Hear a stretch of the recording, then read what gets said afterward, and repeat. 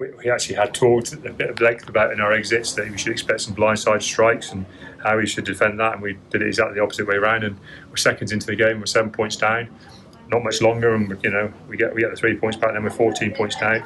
And interestingly enough, the thing we challenged the players with before the game was just to come here and show character, because we haven't had a perfect week. We had a short turnaround from the Premiership game last Sunday.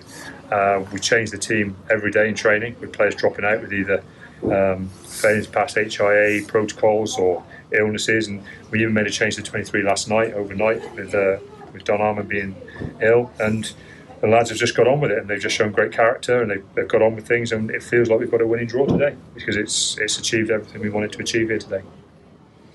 Does that make any difference to how you approach next week in the Irish now? No, because obviously the key is the home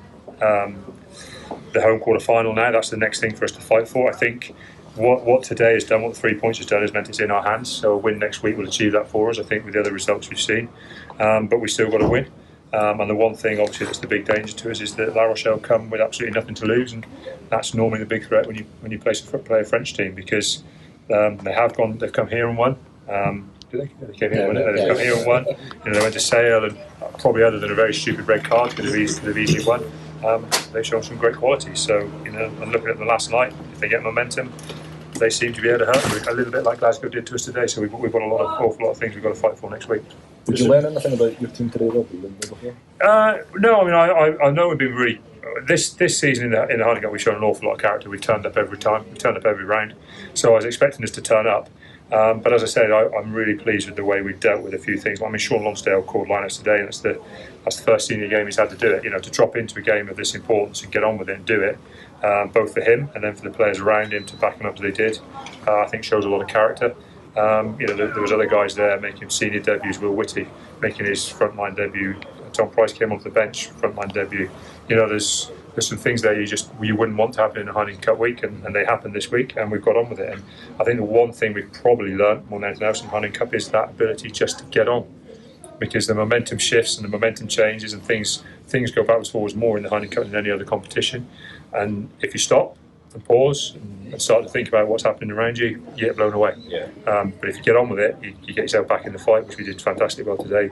It tends to be something for you at the end of the game, and that's what's proved to happen today. Yeah. Every season you're asked, when are Exeter going to crack the Champions Cup? When are you going to get to the quarterfinals? When are you going to make a real stamp in Europe? Do you feel that this season, with the personnel you've got, the form you've got, the character that you've described there, that you're better placed than ever before to push on in this competition? Yeah, we're better placed because we've got a potential quarter-final in our hands. We've achieved something we've never achieved before. We've won a group.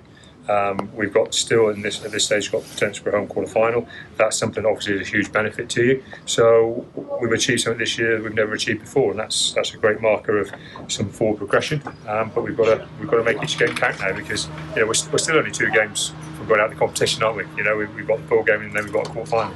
If we want the season to go on, we've got a lot more work to do yet. Any frustration with the penalty at the end, or would that have just been nice? My only frustration is probably at that distance. We'd said to the lads, let's go for the win, don't just put it off the field and take the draw.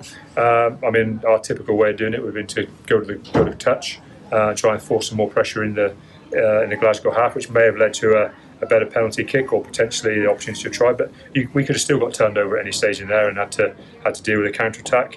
It's one of those things. If it goes over, it seems incredible. But it did seem like a long shot, but it very nearly came off. So fair play to Stuart. That's all I can say, really. What did you make of Hoggy's overall return to Scotstoun? Good. He was the guy under the most pressure here today, wasn't he? And I think on the whole he played very well. He dropped one kind of sitter, didn't he? That led to a bit of pressure, which he'll be hugely frustrated by just before half time. But on the whole, I think for a guy under pressure in those circumstances, in these conditions, fullback's a tough place to play, and he didn't do a lot wrong. And I think sometimes that's your biggest qualities in a backline in conditions like that. It's the stuff you don't do wrong that sometimes defines a game.